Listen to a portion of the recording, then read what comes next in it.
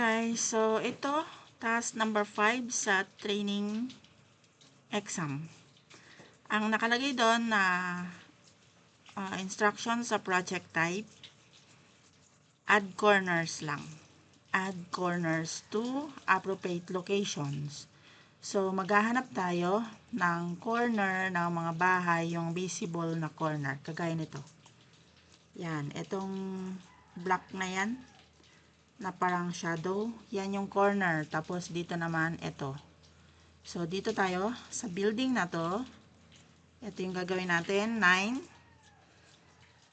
And then i-trace lang natin yung ano niya hanggang doon. And then punta tayo sa left or right panel, sorry. And then Q para lumabas yung blue.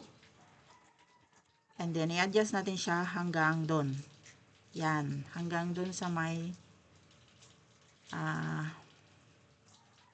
yung boundary ng corner niya. And then lipat ulit sa left panel, Q para lumabas yung dash line. And then trace lang natin gamit yung I, and then trace lang.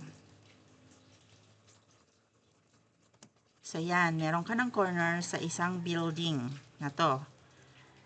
So pagka naka 3D mode, papansinin nyo, pag naka 3D mode, dapat nandun siya sa loob ng building. Yan, ganyan. So next, dito naman sa building na to, so kita pa natin yan. Ito. So ito din, meron pa. So again, 9. And then trace natin to. Lipat sa kabila. Move. And then I. Dito sa kabilang panel ulit, I. And then trace lang. Yan, next. Ito naman. So, looks like mahirap siya kasi covered by trees. So, gagawin nyo na lang.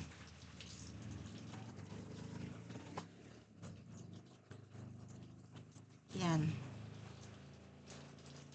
Gagawin nyo na lang. Ano siya eh. Covered by trees talaga siya lahat ng ano.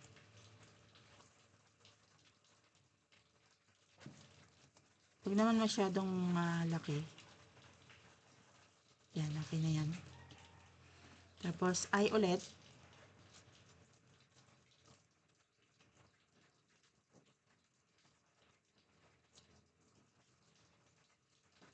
Mali ito. Hindi siya nakuha ng maigi. So, I ulit. And then, trace natin. Yan. Tapos, next. Again, dito. Ganon din.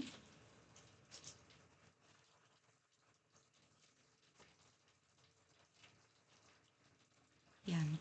Since covered by trees, so, gawin na lang natin ng maliit kasi every building kailangan ng isang corner. Or every label. Yan. Tapos, I ulit.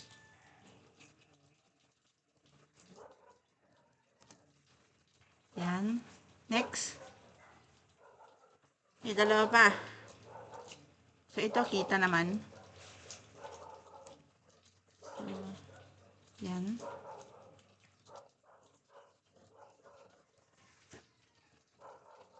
I ulit. So, ulit-ulitin lang guys na mag-I para matrace yung corner niya. Tapos, next. Last na. So, meron din dyan. 9 ulit. And then,